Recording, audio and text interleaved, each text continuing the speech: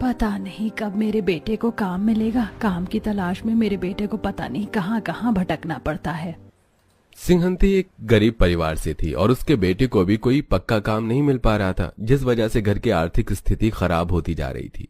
तभी एक दिन जब गौरव गांव में काम की तलाश के लिए भटक रहा था, तो वो भटकते भटकते एक बहुत बड़े चार्टर्ड बस सेवा के पास जाता है, जहां ढेर सारी बसें लगी हुई होती हैं। अरे, ये गांव में चार्टर्ड बस सेवा कब से शुरू हो गई? आज से पहले तो कभी नहीं देखा। जाकर पता करता हूं।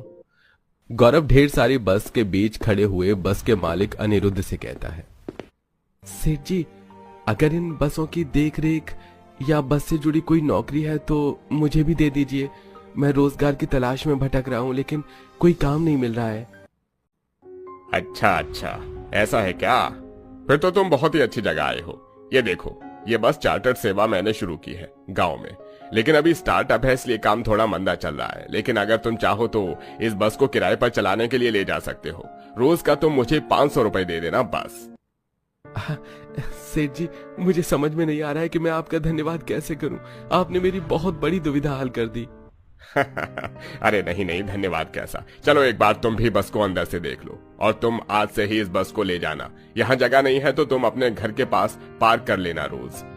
गौरव बस के अंदर घुसता है, जहां एसी की ठंडी ठंडी हवा उसके शरीर पर पड़ती है। अरे, इस बस में तो एसी लगा हुआ है। इसका मतलब मैं ये एसी वाली बस चलाऊंगा। वाह, क्या बात है। गौरव खुशी खुशी उस बस को लेकर अपने घर की तरफ जाता है और सारी बातें अपनी माँ और बहन को बताता है। अरे वाह, क्या बात है। मुझे बहुत खुशी हुई जान के कि तुझे रोजगार मिल गया। भैया, अब तो हम आपकी एसी वाली बस में घूमने भी जाया करेंगे ना? घुमाओगे ना आप हमें अपनी एसी वाली बस में? हाँ छोटी, क्यों नहीं। अब गौरव को गांव में एक स्थायी रोजगार मिल जाता है और धीरे धीरे घर की थोड़ी बहुत आर्थिक स्थिति भी ठीक होने लगती है। तभी एक दिन सिंहंती खाना खाते हुए अपने बेटे से कहती है, बेटा, मैं क्या कह रही थी, अब जब तुझे गांव में रोजगार मिल ही गया है तो तू भी एक अच्छी सी लड़की देखकर शादी कर ले। माँ, मैं क्या लड़की देखूं? अगर आपको कोई लड़की पसंद है तो मैं उससे शादी करने के लिए तैयार हूँ। अब कुछ दिनों में पंडित के द्वारा सिंहंती को पड़ोस के गांव में एक अपने बेटे के लिए सुंदर सी लड़की मिल जाती है और पूरी विधि विधान के साथ सिंहंती अपने बेटे की शादी करवाती है। गौरव खुद बस चलाकर अपनी पत्नी को लेकर परिवार और बारातियों के साथ एसी वाले बस से घर आ रहा होता है। अच्छा, तो यही एसी वाला बस मेरे पति चलाते हैं? माँ ने कहा था कि मेरे पति एसी वाली बस चलाते। सोचो, अगर बस एसी वाला है तो घर कितना आलीशान होगा। कुछ देर बाद दीपिका अपने पति के साथ अपने ससुराल पहुंचती है, पर लाइट गई हुई होती है तो सास अंधेरे में दीपिका की आरती की थाली लेकर खड़ी हो जाती है। गौरव जी, आपके यहाँ बहू का गृह प्रवेश अंधेरे में कराया जाता है क्या? मुझे कुछ ठीक से दिखाई नहीं दे रहा है। नहीं भाभी, ऐसा कोई रिवाज नहीं है। हमारे घर में वो लाइट चली गई है, इसलिए घर में इतना अंधेरा हो रहा है। क्या लाइट नहीं है? मुझे तो बहुत गर्मी लग रही है, ऊपर से इतना भारी लहंगा, मेरे तो पसीने छूट रहे हैं। अच्छा, घबरा मत बहू, गृह प्रवेश कर पहले, फिर मैं कुछ करती हूँ। अब अंधेरे कमरे में दीपिका का गृह प्रवेश होता है। दीपिका गर्मी से बहुत परेशान हो जाती है। बेटा, बहू गर्मी से परेशान हो रही है, काम कर, तू बहू को एसी वाली बस में ले जा, वो वहीं आराम कर लेगी। दीपिका, तुम यहाँ बहुत परेशान हो रही हो, चलो मेरे साथ चलो। गौरव दीपिका को लेकर एसी वाली बस के अंदर लाता है। पीछे पीछे से और नंद भी आ जाती हैं, जो जमीन पर बिछौना डालकर लेट जाती हैं और बहू के लिए लेटने की जगह नहीं मिलती तो गौरव कहता है, दीपिका, ये हमारे गांव में ऐसे ही बिजली कटती रहती है। बाकी तुम बहुत थक गई हो तो इस एसी वाली बस में आराम कर लो। हमें बैठकर ही सोना होगा। दीपिका नहीं होती है, इसलिए उसे कुछ समझ में नहीं आता और वो सारी रात एसी वाली बस में बैठ के सोती है। अगले दिन सुबह दीपिका घूंघट करके अपने हाथों में तकिया लेकर कमर पकड़कर बस से उतर रही होती है। तभी आस पड़ोस के लोग दीपिका को देख लेते हैं। अरे बिमला, ये तो सिहंती की नई नवेली बहू है, ये बिस्तर लेकर बस से क्यों उतर रही है? अरे तुम्हें नहीं पता क्या, सिहंती के बेटे ने जब से एसी वाला बस चलाना शुरू किया तब से सिहंती का सारा परिवार गर्मी में रोज रात को एसी वाले बस के अंदर ही सोता है। पर अफसोस तो ये है कि इन्होंने बहू को भी बस में सुला दिया। अरे बहू के लिए तो कोई बंदोबस्त कर लेते। गांव के लोग दीपिका को देखकर तरह तरह की बातें बनाने लगते हैं। दीपिका घूंघट करके अपने घर के अंदर आती है, जहां दीपिका देखती है कि उसके ससुराल में एक छोटा सा कमरा, एक टूटी खाट और मिट्टी के चूल्हे के सिवा कुछ भी नहीं है। रात के अंधेरे में तो मुझे कुछ पता नहीं चला, पर मेरे ससुराल वालों की सच्चाई ये है, ये इतने गरीब हैं मेरे ससुराल वाले। लगता है एसी वाला बस देखकर मेरी तरह मेरी माँ को भी गलतफहमी होगी कि ये पैसे वाले हैं। अब दीपिका मन को मारती हुई अपनी पहली रसोई का खाना बनाती है और सबको खाना खिलाती है। तभी उस रात जब दीपिका कमरे में सोने जाती है तो पंखे की रफ्तार बहुत कम होती है और गर्मी से परेशान होकर दीपिका कहती है, सुनिए जी, ये पंखा तो ठीक तरीके से चल ही नहीं रहा है और मुझे बहुत गर्मी लग रही है। ऐसे इतनी गर्मी में मैं यहाँ नहीं सो पाऊंगी। तो क्या करूं दीपिका, तुम्हारे लिए हमारे घर में तो बस एक यही पंखा है। बेटा, अगर बहू को ज्यादा परेशानी हो रही है तो जा एसी वाले बस में सुला दे बहू को, वहाँ ठंडी ठंडी हवा में आराम से सो पाएगी। हम भी आ रहे हैं। अपनी माँ की बातें सुनकर गौरव अपना बिछौना उठाकर अपनी पत्नी के साथ एसी वाली बस के अंदर आ जाता है, जहां दोनों ही बस की सीट पर चादर ओढ़कर सो जाते हैं और सास नंद नीचे बिछौना डालकर। अगले दिन सुबह दीपिका बस से उठकर घर में आती है और घर के कामकाज को निपटा लेती है और गौरव अपनी एसी वाली बस लेकर बस चलाने के लिए निकल जाता है। कुछ देर बाद जब रात को गौरव घर आता है तो घर का पंखा खराब हुआ पड़ा था और उसकी माँ हाथ पंखे से बहू को पंखा कर रही थी। आ गया? आपको पता भी है कैसे सारा दिन निकाला है मैंने इस गर्मी में। आपका एक खटारा पंखा खराब हो गया है। अब आज की रात हम लोग कैसे सोएंगे? अरे भाभी, परेशान क्यों हो रही हो? अब तो भैया अपनी एसी वाली बस लेकर आ गए हैं और अब जो पंखा खराब हो गया है तो हम सबको एसी वाली बस में ही सोना होगा। अब गौरव के आने के बाद सारा परिवार अपने हाथों में बिछौना तकिया उठाकर एसी वाली बस में चढ़ जाते हैं। कितनी ठंडी हो रही है ये बस, अच्छी नींद आएगी यहाँ तो। सारा परिवार बस के जमीन पर अपना बिस्तर लगाकर सो जाता है। गौरव भी सीट पर खर्राटे लेने लगता है, लेकिन दीपिका को सीट पर बैठे बैठे नींद नहीं आती और उसका सारा शरीर अकड़ जाता है। अगले दिन सुबह दीपिका रसोई में बर्तनों को पटक रही होती है। क्या हुआ बहू, बर्तन को क्यों पटक रही है? कई दिनों से देख रही हूँ मैं कि तेरा बर्ताव बहुत चिड़चिड़ा होता जा रहा है। चिड़चिड़ा नहीं हो तो और क्या होगा माँ जी, सारी रात ठीक से सो नहीं पाती हूँ, पूरा शरीर अकड़ गया सीट पर बैठे बैठे। और आप लोग हैं कि आपको कुछ दिखाई नहीं देता। अरे एसी वाली बस आ गई घर तो इसका मतलब ये थोड़ी ना कि हम रोज रात को एसी वाले बस में ही सोएंगे। लोग भी तरह तरह की बातें करते हैं। इससे अच्छा तो माँ जी आप एक छोटा कूलर खरीद लीजिए। ठीक है, कुछ दिन रुक, फिर कुछ करते हैं।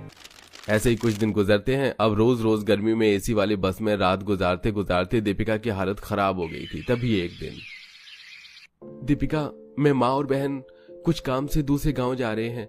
हमें आने में थोड़ा लेट हो जाएगा, ज्यादा रात भी हो सकती है, तो तुम आराम से एसी वाली बस को लॉक करके सो जाना।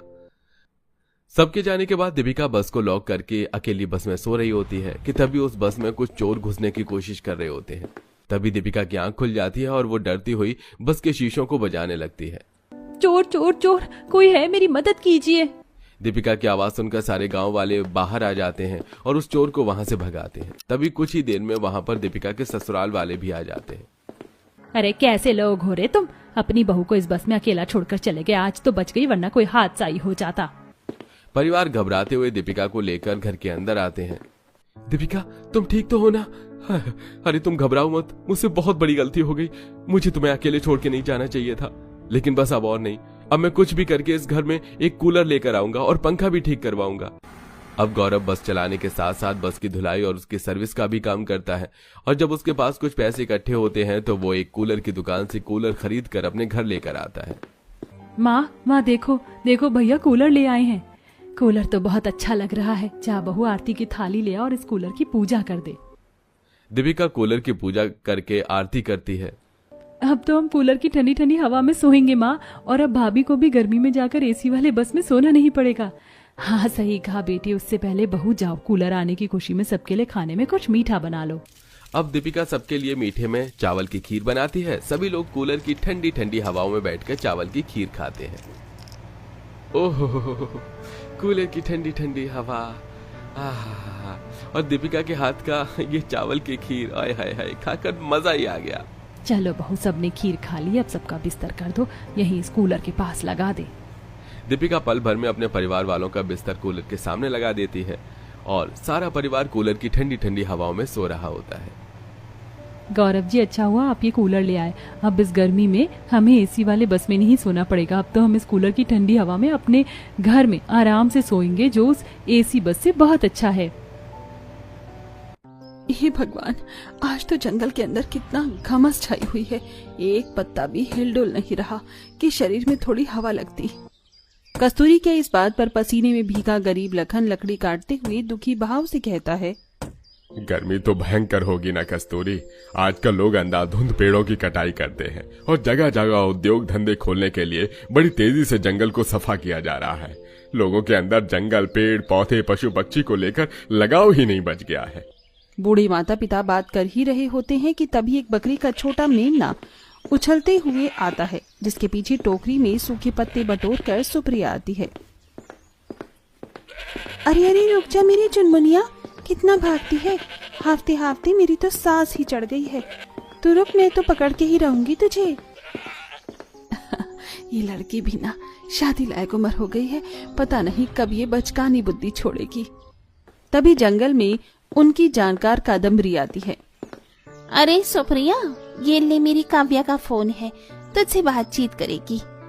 काव्या कोई और नहीं बल्कि सुप्रिया की खासम खास सहेली थी। दोनों का बचपन एक संग ही गुजरा। परिवार की जड़ कमजोर होने के चलते सुप्रिया का परिवार शुरुआत से ही जंगल में जोखिम उठाकर झोपड़ी डालकर रह रहा है। हेलो काव्या, कैसी है तू? कैसी कट रही है जिंदगी? मेरी तो एकदम फर्स्ट क्लास मजे में कट रही है। फिलहाल मैं अपने पति के साथ हनीमून मनाने कश्मीर में आई हुई हूँ। बड़ी सुंदर जगह है, बिल्कुल जन्नत है जन्नत। सुंदर सुंदर सफेद वादी पहाड़ियाँ। अच्छा, तो बड़ी खुशकिस्मत है, तुझे इतना प्यार करने वाला पति मिला है जो तुझे शादी के बाद तुरंत घूमने फिरने भी ले गया। चल फटाफट से वीडियो कॉल रिसीव करो, मैं तुझे यहाँ की सबसे खूबसूरत जगह दिखाती हूँ। काव्या वीडियो कॉल करती है और पूरा पहलगाम देखती है। अरे वाह काव्या, ये जगह तो कितनी प्यारी लग रही है। फूल, पत्ती, झरने, पहाड़, परिंदे ही परिंदे, सब कुछ बड़ा खूबसूरत है। ये कौन सी जगह है? ये पहलगाम पॉइंट है, कश्मीर का जीता जागता स्वर्ग। हर शादीशुदा जोड़ा यहाँ पर घूमने जरूर आता है। मैं तो कहती हूँ शादी के बाद तू भी पहलगाम घूमने जरूर आना। अच्छा चल, मैं रखती हूँ। इतना कहकर काव्या फोन कट कर देती है। तभी कादम्बरी घमंड से टोंड मारती है। हाँ, सभी की किस्मत में मेरी बेटी की तरह कश्मीर घूमना फिरना थोड़ी ना लिखा है। बुरा मत मानना सुप्रिया, पर तुम्हारा पिहर इतने घने जंगल में है तो ससुराल कश्मीर में थोड़ी ना मिल जाएगा। ज्यादा से ज्यादा किसी झुग्गी झोपड़ी में ब्याहती जाओगी। कादम्बरी की तंजबाजी सुप्रिया के करीब माता पिता के सीने में खंजर के जैसे चुभ जाती है। देखते ही देखते जंगल के अंदर घना अंधेरा छा जाता है। तीनों झोपड़ी में रूखी सूखी रोटी खा रहे होते हैं। माँ, बाबूजी, एक रोटी दूं आपको? नहीं नहीं बेटिया, रहने दे, पेट भर गया। भरे दिल से लखन एक टुक रोटी तोड़ता है और फूट फूट कर रोने लगता है।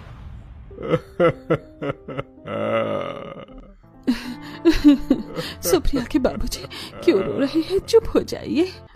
तो क्या करूं कस्तूरी, ईश्वर ने मुझको गरीब पैदा किया, सारा जीवन इस जंगल में गुजरा। मुझे इस बात से कोई शिकायत नहीं, लेकिन आखिर क्यों उसने मुझ जैसे गरीब के भाग्य में बेटी दे दी। अरे हम तो खुद जंगल में रहकर गुजर बसर कर रहे हैं। हमारी इतनी क्षमता भी नहीं है कि हम अपनी बेटी के लिए दहेज जोड़ सके। कहां से ढूंढ कर लाएंगे उसके लिए वर? कौन थामेगा मेरी गरीब बेटी का हाथ? पिताजी, आप ही तो कहते हैं ना, जो जिसके भाग्य में लिखा होता है उसे कोई छीन नहीं सकता। वैसे भी जोड़ियां तो भगवान लगाता है। अगर मेरे नसीब में विवाह की रेखा होती तो हो जाएगी। सुप्रिया के तसल्ली देने पर उसके गरीब माता पिता शांत होकर सो जाते हैं। अगले दिन, माँ, मैं चूल्हा जलाने के लिए लकड़ी चुनने जा रही हूँ। अच्छा ठीक है, सतर्कता से जाना बिटिया। हंसमुख सुप्रिया मन में मगन होकर गीत गुनगुनाते हुए जंगल की गहराई में बढ़ती है। दिल है छोटा सा, छोटी सी आशा, मस्ती भरे मन की भोली सी आशा, चांद तारों को छूने की आशा, आसमानों पे उड़ने की आशा। दिल है छोटा सा, छोटी सी आशा। somebody please help me, मेरी मदद कीजिए।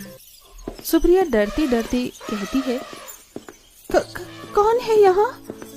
जख्म में कराहते हुए वैभव बेहोश हो जाता है। कुछ हाथी, हिरन, खरगोश, जंगली जानवरों का झुंड उसे घेरे हुए थे, जो कि सुप्रिया के लिए उसका परिवार था। सुनिए, उठिए उठिए। हे भगवान, ये तो काफी ज्यादा जख्मी है।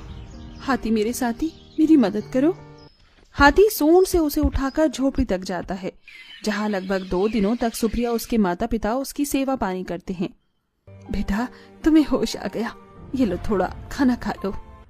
आंटी जी, आप लोगों ने मेरी जान बचाई है। मैं आपका तहे दिल से आभारी हूँ। शक्ल से तो तुम बाहर के लगते हो, कहाँ से हो? जी, कश्मीर का निवासी हूँ। यहाँ घूमने फिरने आया था, लेकिन जंगल के बाहर मेरी गाड़ी खराब हो गई थी। इसी बीच एक शेर ने हमला कर दिया, लेकिन इस जंगल के बाकी जानवर बड़े वफादार हैं, उन्होंने मुझे बचा लिया। वो इसलिए क्योंकि वो सारे जानवर मेरी बिटिया सुप्रिया के पालतू हैं। इसे जानवर से बड़ा लगाव है। इतने में वैभव के माता पिता पुलिस समेत आ जाते हैं। वैभव मेरा बच्चा, भगवान का शुक्र है तू सही सलामत है। मगर माँ पिताजी, आप दोनों यहाँ कैसे आए? बेटा, पिछले 3 दिनों से तेरा कॉल नहीं मिल रहा था। तेरी माँ बहुत बेचैन थी। तेरा नंबर ट्रेस करवाया तो इस जंगल का पता मिला। अब चले? बहन जी, भाई साहब, अब तो काफी अंधेरा हो गया है। आज रात भर के लिए आप लोग यहीं ठहर जाइए, क्योंकि अब जंगली जानवर अपनी मान से बाहर निकलने चालू हो गए होंगे। सुप्रिया वैभव और उसके माता पिता को अपने हाथों से चूल्हे का खाना बनाकर खिलाती है। वहीं लखन उनके लिए मीठे फल तोड़कर लाता है। सुषमा को सुप्रिया अपनी बहू के रूप में जज जाती है। अगले दिन, बहन जी, भाई साहब, इस जंगल के अंदर इतनी अथाह गरीबी में भी आप लोगों ने जिस प्रकार हमारा आदर भाव किया है, मुझे आपकी बच्ची अपने बेटे के लिए जच गई है।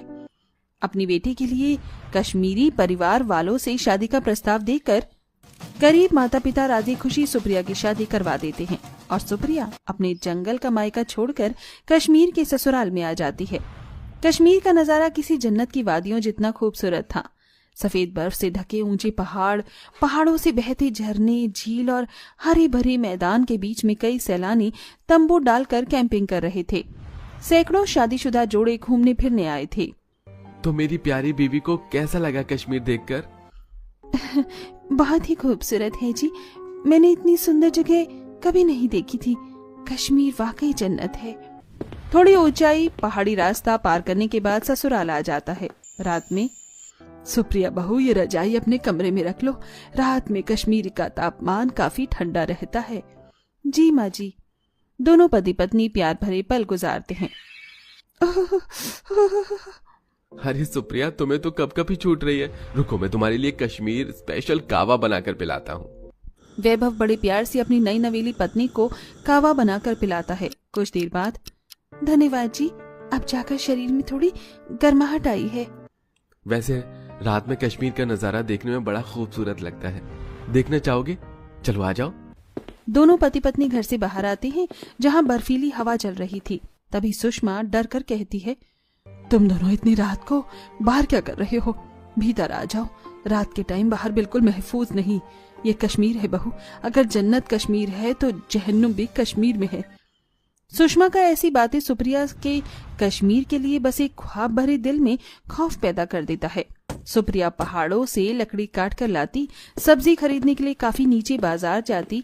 धीरे धीरे वो अपने कश्मीर के ससुराल के रंग में ढल जाती है। इसी तरह हफ्ते 2 हफ्ते हो जाते हैं। माँ, कल मेरे दफ्तर की छुट्टी है, तो मैं सोच रहा हूँ सुप्रिया को सोनमर्ग और पहलगांव घुमा ले आऊं। अरे हाँ हाँ, क्यों नहीं वैभव बेटा, तेरी बीवी है, जब मन चाहे घूम लिया। बहू का भी थोड़ा मन बहल जाएगा, लेकिन दिन को ही लौट आना, कहीं शाम न ढल जाए। हाँ सुषमा जी, तुम भी टाइम की पाबंदी लगाती रहती हो। जब नई शादी हुई है दोनों की, दोनों पति पत्नी के जोड़े को उनके हिसाब किताब से जाने दो। ठीक है बच्चों? अगले दिन सुप्रिया कश्मीर घूमने जाने के लिए किसी नई सुहागन की तरह सजती संवरती और 16 श्रृंगार करती है। इतनी दूर दूर से लोग हनीमून बनाने के लिए कश्मीर आते हैं। मेरी किस्मत तो कितनी अच्छी है जो मेरा ससुराल कश्मीर में है। काव्या ने मुझे वीडियो कॉल पर पहलगाम दिखाया था, वो बहुत अच्छी जगह है, मैं वहीं जाऊंगी। अच्छा जी, तो मेरी प्यारी बीवी को पहलगाम घूमने जाना है। चलो चलो अब। दोनों जैसे ही घूमने जाने के लिए दरवाजे से बाहर निकलते हैं, तभी खौफजदा शक्ल लिए ससुर घर में घुसकर दरवाजा बंद कर देता है। अरे वैभव बेटा, दुल्हन को लेकर कहीं मत जा। पर हुआ क्या है पिताजी, और आप इतना हाफ क्यों रहे हैं? अरे बेटा, अभी थोड़ी देर पहले पहलगाम में बड़ी दर्दनाक घटना घटी है। कुछ काफिर आतंकियों ने 26 निर्दोष हिंदुस्तानियों को मार गिराया है। बेचारे उनके परिवार वाले बड़ा रो बिलख रहे थे। जब तक हालात नहीं संभलते घर से बाहर नहीं निकलना। अपने कश्मीरी ससुराल को लेकर ऐसी आतंकी भरी समाचार को सुनकर सुप्रिया थर थर कांप जाती है। चप्पा चप्पा के हर कश्मीरी निवासी इस घटना के बाद अपने घरों से कई दिनों तक बाहर नहीं निकलते। वहीं समाचार से लेकर टीवी चैनल हर जगह यही खबरें चलती हैं, जिससे कश्मीर के हालात पहले की तरह बनने में लगभग कई हफ्ते गुजर जाते हैं और कश्मीरी मिलिट्री वाले वहां के निवासियों के महफूज रहने के लिए तैनात किए जाते हैं, जिससे अब डर का माहौल खत्म हो जाता है। जहां हर हिंदुस्तानी के दिल में कश्मीर की जगह जन्नत की थी, हर शादीशुदा जोड़े का ख्वाब कश्मीर जाना हुआ करता था, आज हर किसी के दिल में जन्नत कहलाई जाने वाले कश्मीर जहन्नुम से बढ़कर कुछ भी नहीं है।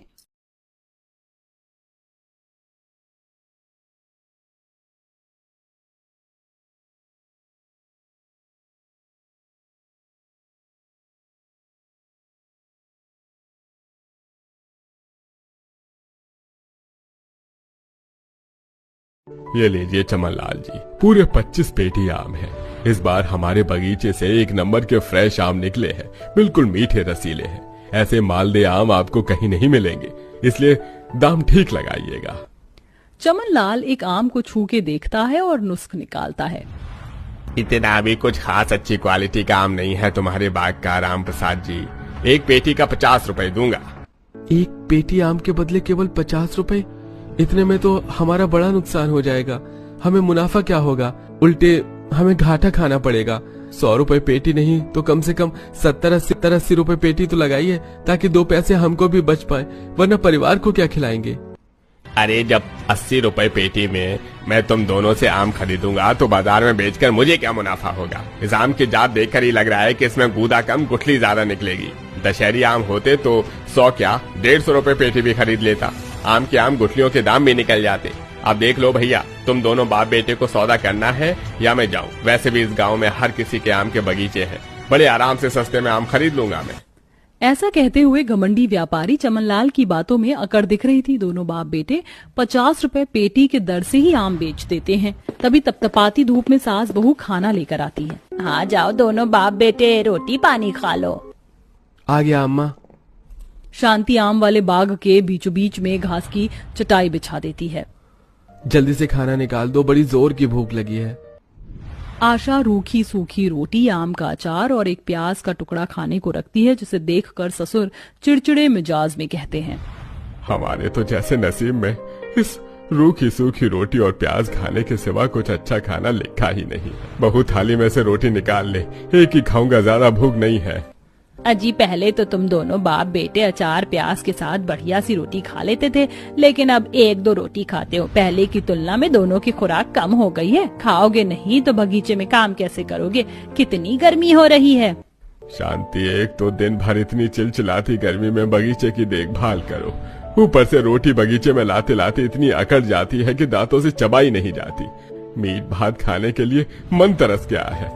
ससुर की फरमाइश को सुनकर शांति झुंझला कर कहती है, घर में पिछले 1 हफ्ते से साग सब्जी नहीं आई है और तुम्हें मीट भात खाना है? खुला खर्चा देना नहीं है। घर के तुम जितना दोगे उतने में भी तो चलाएगी ना बहू भी। वो तो भगवान की दया से आम का बगीचा है कि चटनी रोटी, आम रोटी, अचार रोटी खाकर गुजारा चल जा रहा है, वरना नमक रोटी खाने की नौबत आ जाती। बस कर भाग्यवान, मैं तुम्हारे आगे हाथ जोड़ता हूँ, झगड़ा मत करो और ये 1200 रुपए रख लो। बनिया के यहाँ से चावल ले आना और चिकन ले आना। बहू आज अपने हाथ की बढ़िया सी मसालेदार बिरयानी बनाकर खिला दे। घर में बिरयानी बनने की बात से गरीब ससुराल वाले खुशी से भर जाते हैं। दोनों सास बहू बगीचे से वापस घर आती हैं।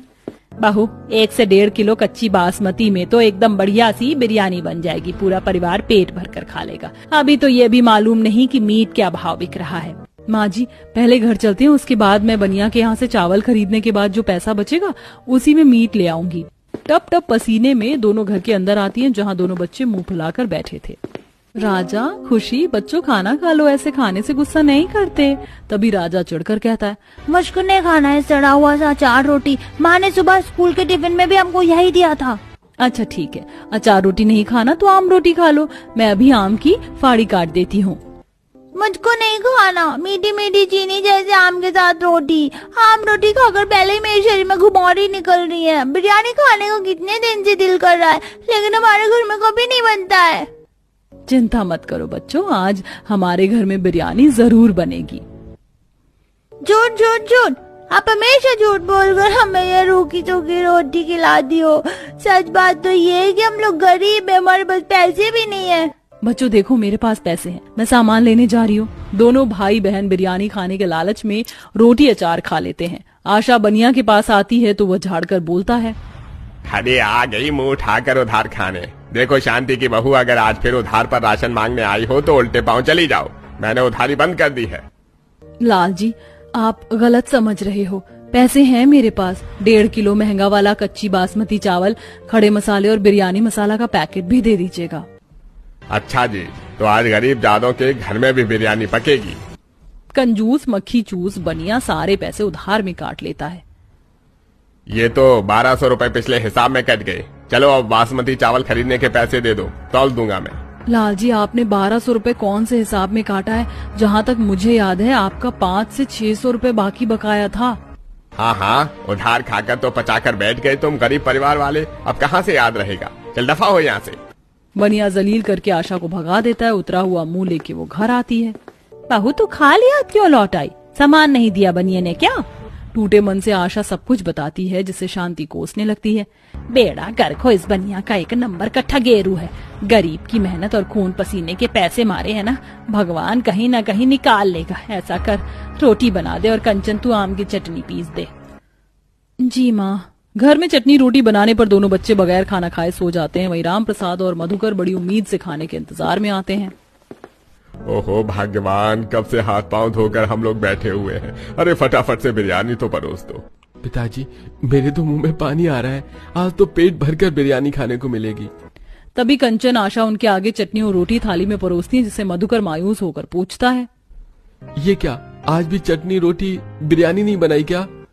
ओ भैया, बनिया ने सारे पैसे हिसाब में काट लिए और भाभी को खूब भला बुरा सुनाकर भगा दिया। ये सुनकर सबकी आंखें नम हो जाती हैं और वो चुपचाप रोटी तोड़कर खाने लगते हैं। मेरी वजह से आज भी मेरे परिवार वालों का दिल तरस कर रह गया, जो अपने ससुराल वालों की एक बिरयानी खाने की ख्वाहिश को भी पूरा नहीं कर सकती। तो मैं एक कुशल गृहिणी नहीं हूँ। ऐसा सोचकर आशा खुद में घुटती है। वहीं रोज मोहल्ले में बिरयानी बेचने वाला भी आया करता था। पैसे वाले खर्चा करके महंगी चिकन मटन बिरयानी खाते थे। आओ जी आओ, बढ़िया मुरादाबादी मटन बिरयानी खाओ, चिकन बिरयानी खाओ। एक बार खाओगे तो बार बार आओगे। आ जाओ भैया, आ जाओ आ जाओ। तभी पड़ोसन कादम्बरी ऐंठ में बाहर आती है। अरे ओ बिरयानी वाले, जरा जल्दी से मेरे लिए एक फुल प्लेट मटन बिरयानी तो लगा। बड़े दिनों के बाद हमारे मोहल्ले का चक्कर मारा है तूने। हाँ जी, वो दरअसल 3-4 दिन शादी पार्टी के ऑर्डर में लगा था। फिर तो शादी पार्टी में अच्छी खासी नोट छापे होंगे। वैसे बिरयानी भी तो फर्स्ट क्लास का बनाता है। भैया 5 फुल प्लेट बिरयानी मेरे परिवार वालों के लिए बना देना। 1 प्लेट अंडा बिरयानी, बाकी 4 प्लेट चिकन बिरयानी। जहां मोहल्ले वाले बड़े चाव से बिरयानी खा रहे थे, ससुराल वाले तरसते हुए देख रहे थे। तभी राजा रोने लग जाता है। दादी बुआ, मुझको भी बिरयानी खानी है। मेरे लाल, अगर मेरे पास पैसे होते तो कब का खिला देती। हो भैया, मेरे पोते को धार में हाफ प्लेट बिरयानी दे दे। बिरयानी वाला झाड़ कर बोलता है, अरे ओ अम्मा, उधारी में बिरयानी में नहीं खिलाता, नकद दो और खा लो। देख रही हो मंगल बहन, प्याज रोटी खाने वाले भी बिरयानी खाएंगे। इंसान के जितने की चादर हो उतने पांव फैलाने चाहिए। पड़ोसन के ताना कसने पर शांति की आंखों में आंसू आ जाते हैं, जिसके चलते गुस्से में आशा दोनों बच्चों को खींचकर घर में लाती है।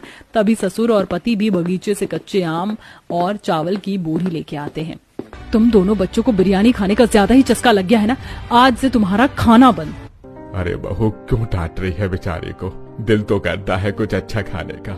लो, ये कच्चे आम थोड़े ढीले पड़ गए हैं तो इसकी मीठी चटनी बना दे, और आज चावल बनाना खाने में। पापा जी, चावल कहाँ से लाए हैं आप लोग? मुखिया जी को हमारे बगीचे के आम काफी ज्यादा पसंद आए, तो उन्होंने अपने खेत के चावल के बदले हमसे आम ले लिया। कल उनकी बेटी की शादी है ना, तो भोज में। ये सुनकर आशा का जुगाड़ू दिमाग चलता है और फटाफट से बोरी में से कुछ चावल को पतीले में भिगोकर उबालने के लिए चढ़ा देती है और आमों की फाड़ी को काटकर बिरयानी का मसाला पीसने लगती है। बहू, ये बिरयानी के खड़े मसाले सिलबट्टी पर क्यों पीस रही है? बिरयानी बना रही है क्या? माँ जी, मैं सबके लिए बिरयानी बना रही हूँ, बिना मीट डालकर आम की बिरयानी। आशा आम की फाड़ी को अच्छे से भूनकर क्रिस्पी करके मसाले को अच्छे से पकाती है और सबको परोसती है।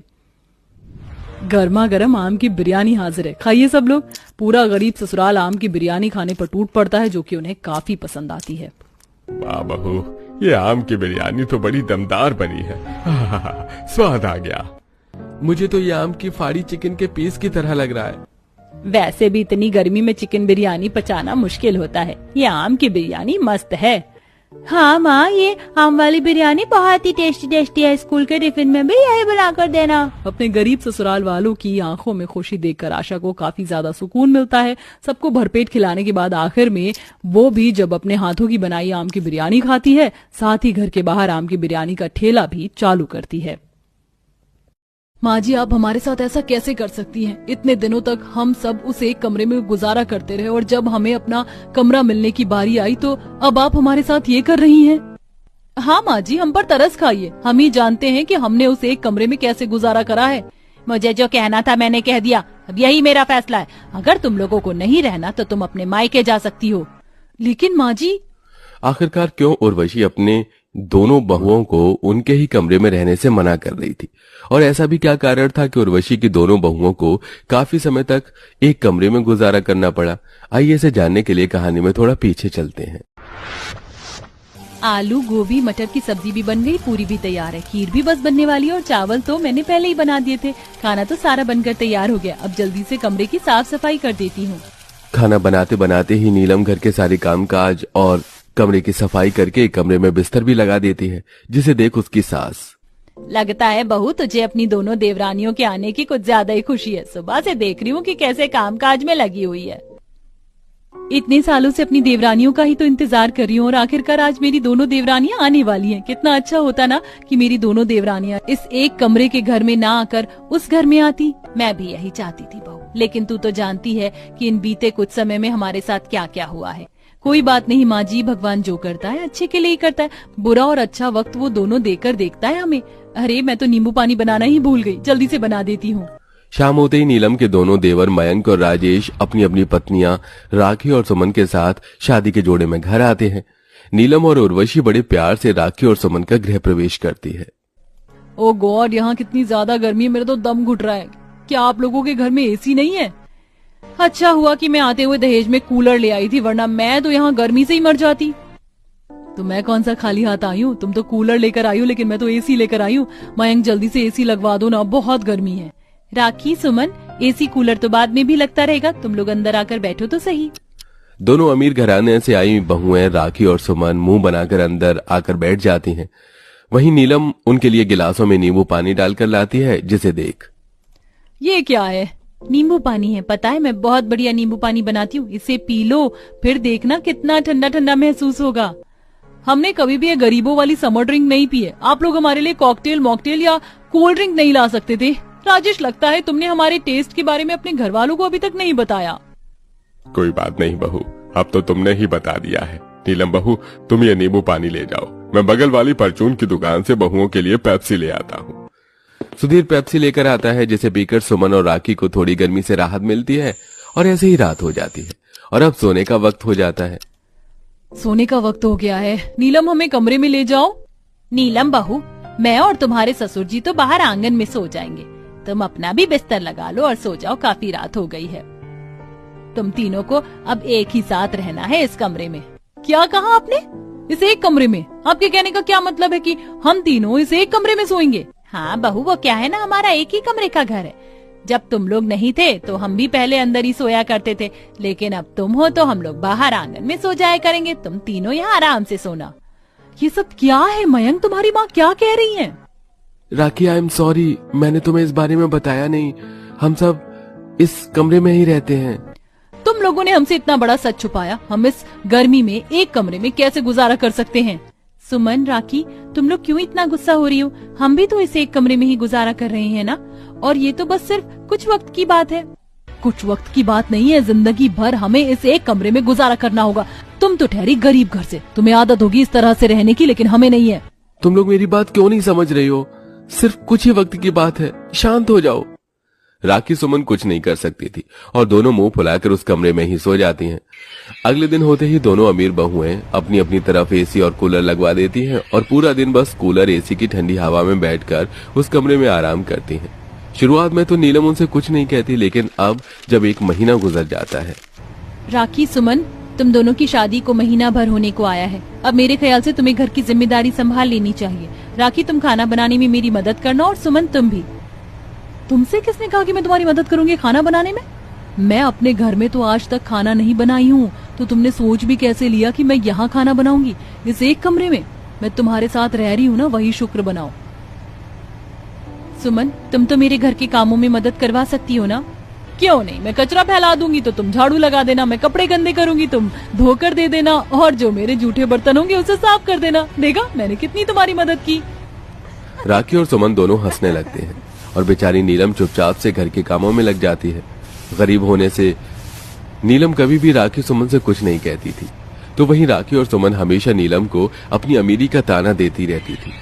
देखा सुमन, कैसे हमारी गरीब जेठानी घर के कामों में लगी हो। वैसे सही कहा है किसी ने कि इंसान की किस्मत उसकी हैसियत के हिसाब से ही होती है। राखी सुमन बहू, कभी खुद भी नीलम बहू की मदद करवा दिया करो। हमेशा तो बारिश में ससुराल वालों ने खाया फूलों से बने पकौड़े। डाइनिंग टेबल पर बैठी पूजा चाय की चुस्की लेते हुए बाहर हो रही बारिश को एंजॉय कर रही थी। हाँ, आज तो कितना मस्त बारिश का मौसम हो रहा है। ऐसे में गरम अदरक इलायची वाली जायकेदार चाय पीने का मजा ही अलग है। बस इस प्लेन पराठे की जगह चटपटे पकौड़े होते तो खाने में डबल मजा आता। तभी शांति प्लेट में गर्मा गर्म पराठे लेकर आती है। पूजा, एक गर्मा गर्म पराठा और परोसूं? नहीं मम्मी, यही पराठा खत्म नहीं हो रहा। आपको तो पता है मुझे सादे पराठे खास पसंद नहीं, बल्कि आलू गोभी मटर के भरवा पराठे पसंद है। हे भगवान, जब देखो तुझे तो बस ज्यादा तेल रिफाइंड भरे पराठे या पकौड़े खिलवा दो। प्लेन रोटी पराठा तो जैसे तुझे हजम नहीं होता। रात ही तो आलू के पराठे बनाकर खिलाया था। माँ, अभी मैं मायके में हूँ तो तुम्हारे पास मेरा सेवा पानी करने का मौका है। कल को मेरी शादी हो जाएगी तो फिर कौन तुमसे पकौड़े खाने की फरमाइश करेगा? बस बस, ज्यादा मक्खन मत लगा। वैसे भी अभी किचन में अभी एक आलू कांदा भी नहीं पड़ा। तेरे पिताजी सब्जी खरीदने मंडी गए हैं, आएंगे तो बना दूंगी। तभी बारिश में भीगे हुए रिक्शे पर सब्जी की बोरियां लादकर मनोहर आता है। शांति, ओ शांति, अरे ओ सब्जी वाली कहाँ रह गई? अरे जल्दी से बाहर आओ भाई। अजी आ गई जी। हे भगवान, ये बुढ़ो भी न इतनी जोर से चिल्लाते हैं कि गली मोहल्ले को मछली बाजार बना देते हैं। दोनों माँ बेटी बाहर आती हैं, जहाँ ठेली पर ठक्कम ठेल सब्जी थी और 2-3 थैलियों में कुछ फूल से दिख रहे थे। पूजा बिटिया, सबसे पहले ये फूल वाली पन्नी अंदर ले जाकर रख देना। बारिश का पानी लग गया तो सारा तुरंत गलकर खराब हो जाएगा। जी पापा, ले जाती हूँ। पता नहीं पापा मंडी से सब्जी के साथ साथ फूल किस लिए लेकर आए हैं। अजी फटाफट से सब्जी की बोरी उतरवाओ, तगड़ी बारिश हो रही है। अरे जब से मैं आवाज दे रहा था तब से तुम घर में दही के जैसे जमी पड़ी थी। एक तो बारिश के चलते आज मंडी में ज्यादा वैरायटी की सब्जी भी नहीं मिली। 8-10 आइटम लाया हूँ, आज फेरी मार लूंगा।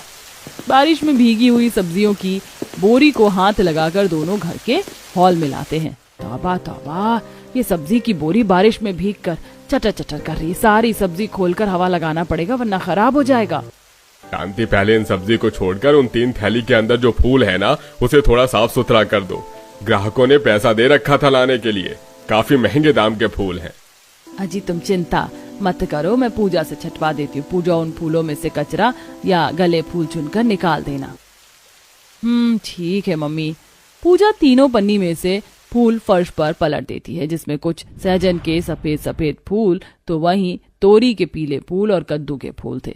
अरे वाह पापा, ये सफेद वाला छोटा छोटा फूल तो थोड़ा थोड़ा मोगरे के फूल जैसा लग रहा है, और ये पीले वाले फूल में ग्रीन ग्रीन चने जैसा क्या है? पूजा, इस तोरई का फूल कहते हैं इसे। अभी ये बाती है। गांव के लोग बड़े चाव से इन फूलों की सब्जी और पकौड़े बनाकर खाते हैं। क्या सच में माँ, इन फूलों के पकौड़े भी बनाकर खाए जाते? मैंने तो आज तक सिर्फ पनीर, आलू गोभी, प्याज वगैरह के पकौड़े खाए थे। वैसे इन फूलों के पकौड़े खाने में ज्यादा टेस्टी लगते हैं क्या? हाँ बेटिया, इन फूलों के पकौड़े का स्वाद काफी दमदार होता है। तूने गांव में रहन सहन किया नहीं है ना, इसलिए तुझे मालूम नहीं है। कि फूलों के पकौड़े बनते हैं और हरे पत्तों की तरकारी भी बनती है। माँ जी, इसने कभी फूल के पकौड़े खाए होते तो स्वाद का पता होता। इसके 1-2 साल में ही तो हमने गांव छोड़कर शहर पकड़ लिया था। वैसे शहर के ग्राहक तो पनीर चाप यही सब खाते, फिर ये फूल किसने मंगवा लिए? भगवान, मेरे 2-4 ग्राहक यूपी बिहार साइड के हैं। रोजाना की सब्जी बांध रखी है उन्होंने बहुत दिन से पैसे दे रखे थे। अब जब तक बरसात लगी है, मंडी में ये फूल मिल गया तो ले लिया। लगभग 2 घंटे में पूजा फूल को अच्छे से साफ कर देती है। हाय मम्मी, जितना टाइम इस 2-2.5 किलो फूल छाटने में लग गया ना, इतने में तो मैं 2 बोरी की सब्जी छाट देती। मेरी तो कमर टेढ़ी हो गई मम्मी। अब फटाफट से तुम अपना प्रॉमिस निभाओ और पकौड़े बनाकर खिलाओ। हाँ, मेरी चटोरी बेटी, बना रही हूँ तेरे पकौड़े। सब शांति 2-4 किस्म की सब्जियों के पकौड़े बनाकर गर्मा गर्म खिलाती है। ऐसे ही कुछ समय बीतता है और पंडित जी पूजा का रिश्ता सुरेंद्र प्रसाद के परिवार में करवाते हैं, जो कि आज देखा देखी करने आते हैं। नमस्कार जी, नमस्कार मनोहर भाई साहब और शांति बहन जी। नमस्ते नमस्ते पंडित जी, आइए पधारिए, आप सब लोगों का स्वागत है। तब लड़के वाले बैठ जाते हैं। तभी पूजा चाय पकौड़े समोसे से भरी ट्रे लाकर रखती है और होने वाले सास ससुर के पैर छूती है। नमस्ते माँ जी, पापा जी। खुश रहो बेटा। लीजिए जी, गर्मा गर्म नाश्ता पानी कीजिए ना, नहीं तो पकौड़े ठंडे हो जाएंगे तो स्वाद आधा हो जाएगा।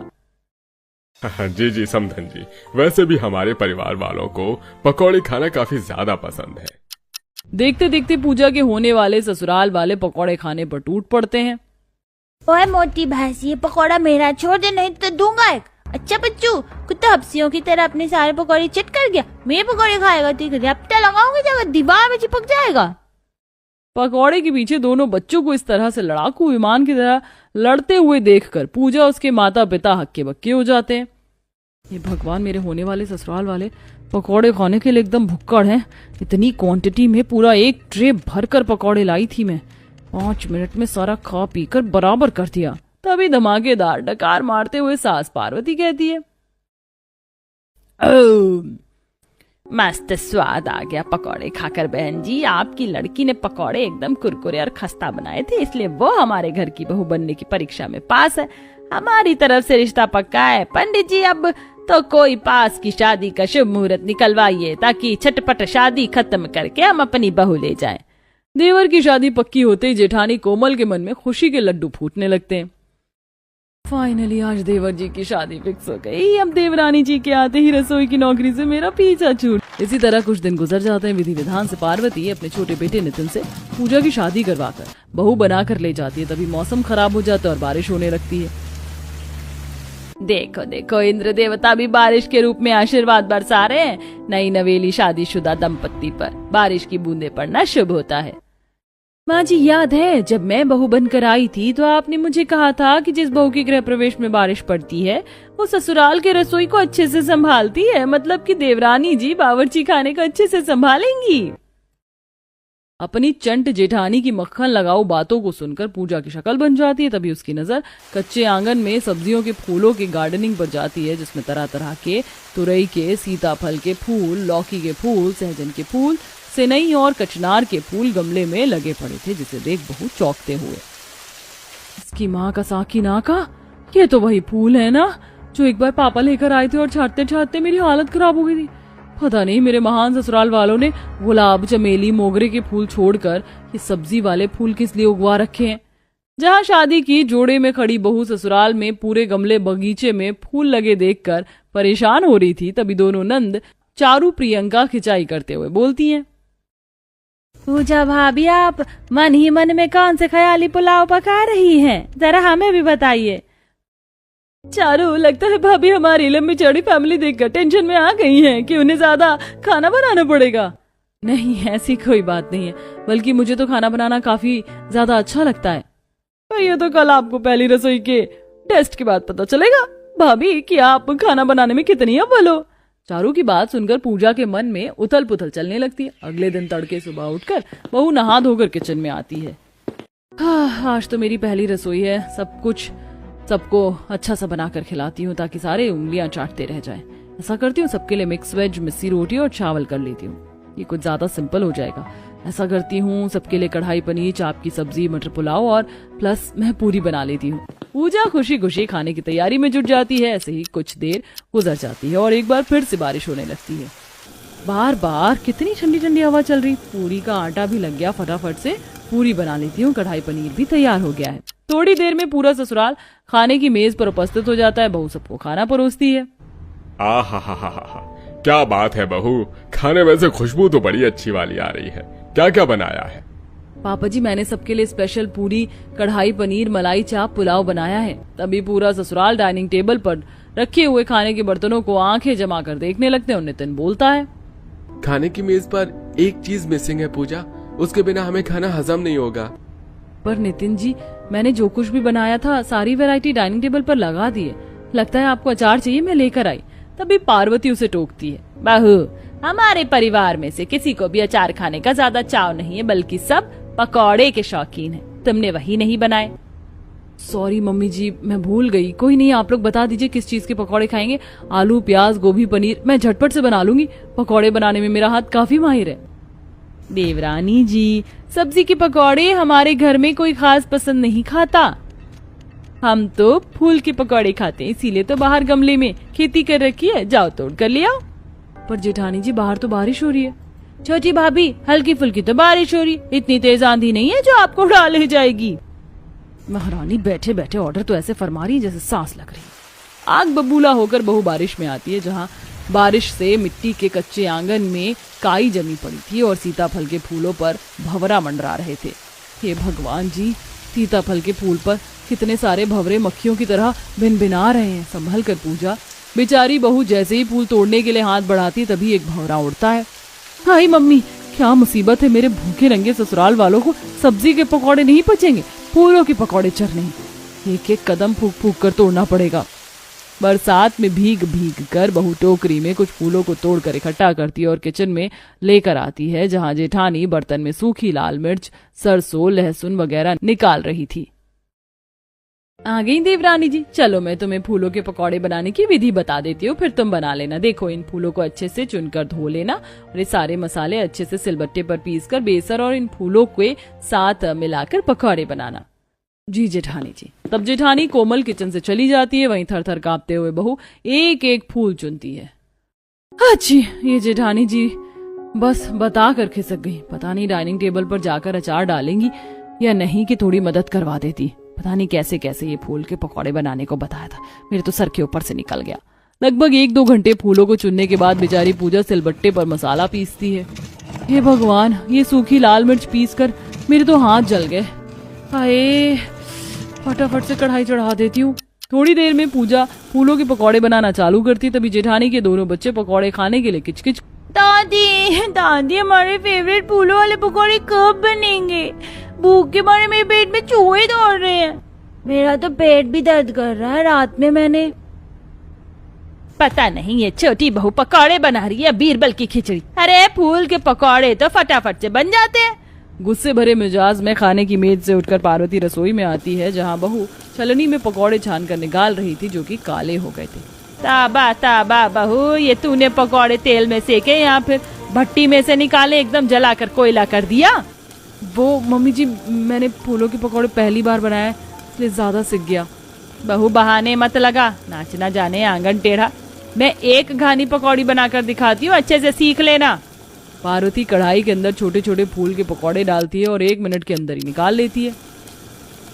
अब समझ में आ गया ना? अरे ये नाजुक फूल के पकौड़े हैं, थोड़ा सा कच्चा ही रहे तभी बाहर निकाल लेना चाहिए। ज्यादा लाल करने के चक्कर में रहेंगे तो पापड़ बन जाएगा। ये समझ गई माँ जी। बेचारी बहू बारिश में सबको गर्मा गर्म पकौड़े बनाकर खिलाती है। सब कोई बहू की तारीफ करते हैं।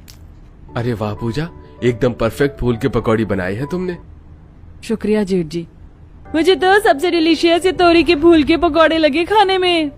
बाकी सीताफल के फूल के पकौड़े भी काफी क्रिस्पी बने हैं।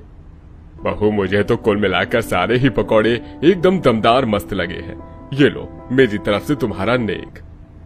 थैंक यू पापा जी। बहू के हाथों से स्वादिष्ट फूल के पकौड़े खाकर सास ससुर नेक देते हैं। ऐसे ही 2-4 दिन गुजर जाते हैं। इस दौरान मॉनसून का मौसम भी चरम पर आ जाता है, जिससे रसोई की छत सीलन से टपकने लगती है। ये भगवान, इस रसोई से तो शावर की तरह पानी टपक रहा है। बंदा 2 मिनट यहाँ खड़ा हो जाए तो नहा ही जाएगा। पता नहीं बरसात कब थमेगी। फटाफट सबसे पूछ लेती हूँ नाश्ते में क्या खाएंगे। माँ जी, आज तो सब लोग घर पर हैं, नाश्ते में सबके लिए पनीर के पराठे बना दूं? पराठे का नाम सुनते ही सबकी शक्ल बन जाती है। भाभी इतने अच्छे खासे बारिश के मौसम में पराठे कौन खाता है? फूल के पकौड़े बना लो। क्या फिर से फूल के पकौड़े? हाँ बहू, बगीचे के सारे फूल तोड़कर पकौड़े ही बना ले। 3-4 दिन पर फूल आए हैं, वरना बारिश से टूटकर गिर जाएंगे। और बहू साथ में गर्मा गर्म अरहर की दाल और चावल भी कर लेना। हाँ, मैं तो बहू नहीं हलवाई लग रही हूँ। सब फरमाइश दिए जा रहे। इन जैसे पेटू ससुराल वालों में 4-5 पतीले चावल से तो कम नहीं लगने वाला। गुस्से में तिल मिलाकर बहू टोकरी लेकर आंगन में आती है और मिट्टी पर फिसल जाती है। हुई माँ, मैं तो मर गई। किस दिन इन सबको फूल के पकौड़े खिलाने में मेरी हड्डी पसली टूट जाएगी। बेचारी रोते हुए फूल तोड़ने लगती है। तभी सास केले के पेड़ पर फूल आया देखती है। अरे बहू, डंडे से वो केले का फूल भी तोड़ लेना, उसका पकौड़ा सबसे जबरदस्त बनता है। जी माँ जी, मेरा बस चले तो इसी केले के पेड़ पर टांग दूं। फूल तोड़कर बहू किचन में आती है, जहाँ पकौड़ी बनाने का बाकी सामान खत्म पड़ा था। अरे नहीं, सरसों तेल बेसन तो खत्म हो गया, मंगवाना पड़ेगा। दर्द भरी कमर पकड़े बहू हॉल में आती है। माँ जी, पकौड़े बनाने के लिए तेल बेसन नहीं, किसी से मंगवा दीजिए। अच्छा बहू, मंगवाती हूँ। जा चारू, किराने वाले के पास से 1 किलो कड़ू तेल और 4-5 किलो बेसन ले आ। माँ, बाहर इतना कीचड़ मचा हुआ है, मुझे घिन चढ़ती है, मैं नहीं जा रही। माँ, मुझे तो बारिश से एलर्जी है, आपको पता है। दोनों नौस बेटी बस पकौड़े ठोसने में आगे हैं। बहू, घर से बाहर 2-4 कदम पर किराने की दुकान है, तू ही चली जा। हाइपर होकर बारिश में भीगते हुए पूजा दुकान पर आती है। आइए आइए भाभी जी, कितने किलो बेसन तौल दूं? हे भगवान, पूरे मोहल्ले को मेरे ससुराल वालों के खाओ मिजाज का पता है। वैसे भौजाई जी, कभी हमको भी फूल के पकौड़े बनाकर चखा दीजिए। सुना है होटल फेल है आपके पकौड़े के आगे। किराने वाले का मस्करा स्वभाव देखकर पूजा भड़क जाती है। ज्यादा बकवास की ना तो एक चमाट में गाल लाल कर दूंगी। ब्लडी फूल कहीं का। हाय हाय, भाभी ब्लडी फूल बोल गई। ऐसे ही बारिश में बेचारी बहू का ससुराल वालों को फूल के पकौड़े बनाकर खिलाने का सिलसिला जारी था। ऐसे ही एक दिन बहू फूल के पकौड़े बना रही थी, तभी रसोई की सीलन भरी छत से पानी छपाक करके गिरता है, जिससे छींटे हाथ पर आ जाते हैं। मम्मी, मेरा हाथ जल गया। हे भगवान, इस बारिश के मौसम में फूल के पकौड़े बनाकर खिलाना तो फसाद की जड़ बन गया है। देवरानी जी, पकौड़े फ्राई कर लिए हो तो फटाफट से ले आओ। जी लाई जेठानी जी। भगवान, ये जेठानी तो 4 लोगों की खुराक अकेले निपटा जाती है। और बहू, मुझे कचनार के फूल और केले के फूल के पकौड़े लेकर आना। जी पापा जी। बहू, मुझे लौकी के फूल के पकौड़े लाना। जी सासू माँ। कभी कभी तो ये लोग मुझे इतना ज्यादा खुंदक चढ़ाते कि दिल करता है इन्हीं पकौड़ों में जमाल गोड़ा डालकर खिला दूं, कि गुसल खाने के चक्कर काटते रहें। ऐसी बेचारी बहू बारिश में संघर्ष करके फूल के पकौड़े खिलाती है। फिर दिन नितिन उसके लिए गुलाब और मोगरे के फूल लाता है। पूजा देखो, आज मैं अपनी प्यारी प्यारी बीवी के लिए फूल लेकर आया हूँ। फूल देखते ही बहू फ्रस्ट्रेटेड हो जाती है। हे भगवान, कैसा नासपीटा पति मिला है मुझे। ये तो सबसे ज्यादा मेरी मिट्टी पलीत करने में लगा है। क्यों मेरे नासपीटे पति देव जी, अब क्या तुम मुझसे इस फूलों के पकौड़े बनवाओगे? पूजा को गुस्से में भड़कता देखकर बेचारा पति भीगी बिल्ली बन जाता है। पूजा यार, तुम जब देखो मुझ पर दाना पानी लेकर क्यों चढ़ जाती हो?